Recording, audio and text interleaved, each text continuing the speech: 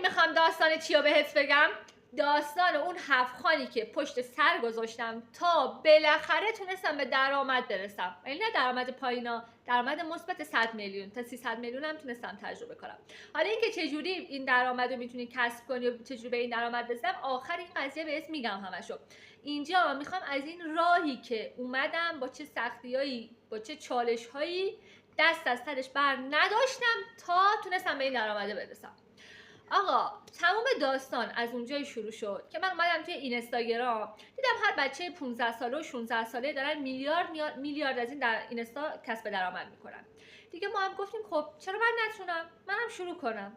اومدم از اونجایی که همسرم خیلی اصلا کلا میگفت تو اینستا نداشته باش، کلا اصلا مخالف این بود که من اینستا داشته باشم.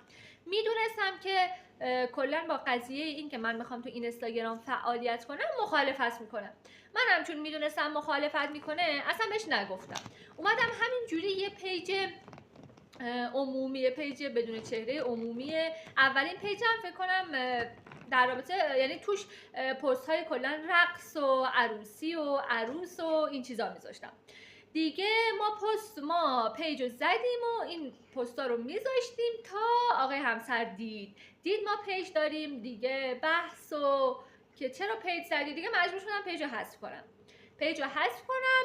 بعد از یه مدت همینجوری روی ذهنش کار میکردم و اومدم پیجی رو که پیج خواهرم رو بهش نشون دادم که پیجش یه پیج در رابطه با همین رقص و اینا بود و بهش گفتم که آره ببین آبجی اومده پیج زده، چقدر پستاش ویو گرفته و چقدر خوب و اینا، که دیگه اینجا وقتی پیج آبجیمو دید دیگه خودش گفت که من میخوام پیج طبیعت گردی داشته باشم.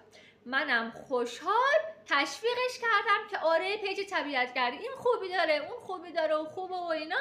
بالاخره پیج رو زدیم، پیجی که حالا با عنوان طبیعت گردی یعنی یه جورایی به نام آقای همسر بود ولی من توش فعالیت میکردم دیگه، یعنی فعالیت من از اونجا شروع شد و بعد اون هم دیگه حالا با اصرار زیاد من و گذر زمان خیلی طولانی موفق شدم بالاخره این اجازه این که بتونم پیج اینستاگرامی کاری رو توی اینستاگرام داشته باشم رو بگیرم.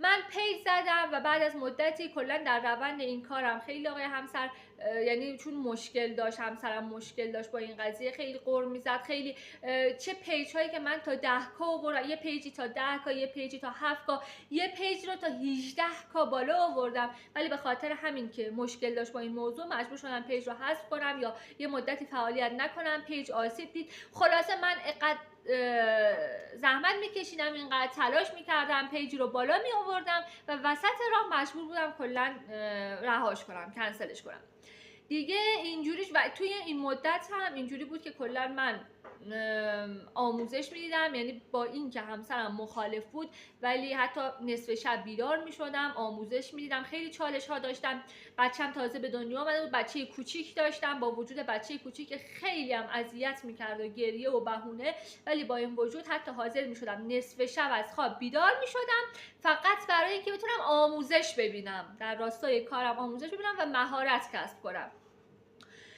بعد از مدتی که گذشت با وجود تمام این چالش ها، این مخالفت های همسرم که خیلی سرسخت، مخالفت های خانوادم هم اضافه شده بود که میگفتن چون که همسرت مخالفه تو هم نباید کار کنی. منم با وجود تمام این چالش ها تلاش میکردم، آموزش میدیدم، مهارت کسب میکردم و یه جایی زمانی که دیدم آقا کار من با اینستا نمیشه، یعنی من هرچی پیج میزنم مجبورم با وجود این همه تلاش یه جایی رهاش کنم و نمیتونم با این کار به اون چیزی که با اون درآمدی که مد نظرم، به اون موفقیتی که میخوام برسم نمیرسم با این وجود این چالش ها. اونجا تصمیم گرفتم یک شغلی رو با اینستاگرام داشته باشم که نیازی نباشه که خودم پیج داشته باشم، که بدون داشتن پیج هم بتونم حالا به درآمد برسم. اینجا بود که خیلی اتفاقی با شغل کمپین منیجری آشنا شدم. رفتم آموزش دیدم، کمپین زدم، مهارت کسب کردم، تمرین کردم و اولین پروژه‌ام که گرفتم یه پیج متافیزیک بود، به پیج آگاهی بود که کلا آگاهی های عمومی میذاشت و با ویو زیر 1K تونستم براش 80 میلیون فروش بزنم با ویو 1K. حالا اگر در جریان این داستانا باشین میدونین که با این ویو این فروش خیلی هنره. اونجا بود که من فهمیدم که من توی این زمینه تخصص ذاتی دارم و میتونم پیشرفت کنم و همینجوری رفتم پروژه های بیشتر و دیگه یعنی با صاحبان کسب و کار آشنا شدم، پروژه گرفتم و از این طریق تونستم که بدون داشتن پیج به درآمد مثبت 100 میلیون 150 میلیون اینا برسم. اینجوری شد که درآمد من بدون داشتن پیج شروع شد و الان پیجمو دارم، ولی چون درآمد اصلیم از داشتن پروژه های کمپین منیجریه زیاد حالا توی پیج. خلاصه این که من در برابر چالش ها کم نیاوردم، یعنی خیلی پرروتر از این بودم که حالا بخوام خواستم رو هدفم رو فراموش کنم به خاطر این مواردی که بهش میگن محدودیت. در اصل برای شما باید هیچ محدودیتی وجود نداشته باشه، چون محدودیت ها چیزی هستن که ما زمانی که باورش میکنیم شکل میگیره. ما اگه باورش نکنیم آروم آروم از زندگی ما حذف میشه و تبدیل به فرصت میشه. همون جوری که این محدودیتی که توی زندگی من بود برای من شد فرصت که من به این فکر کنم حالا با وجود این محدودیت من چیکار کنم که بتونم به خواستم به هدفم برسم و این شد که با کمپین منیجری آشنا شدم، سمت آوردم به روی کمپین منیجری و بدون داشتن سرمایه، بدون داشتن پیج، بدون داشتن حالا اون چیزهایی که باید توی پیج خودت داشته باشی تونستم راحت به درآمد مثبت 100 میلیون برسم. پس تو هم هر محدودیتی که داری، راستی یادت نره پیج یوتیوب منو داشته باشی. من تازه فعالیتمو شروع کردم ولی بهت قول میدم بیشتر از تموم کسانی که سالیان سال اینجا هستش بیشتر بهت کمک کنم، چون همه چیز رو زندگی کردم، تجربه کردم و میتونم همه جوره کمکت کنم.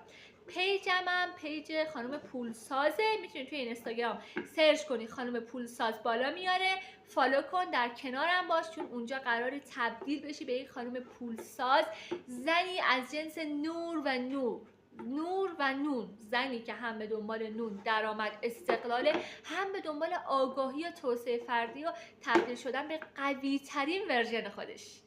یادت نره پیجمو داشته باشی، یادت نره یوتیوبمو داشته باشی. راستی خوشحال میشم نظرتو اینجا راجع به من بنویسی.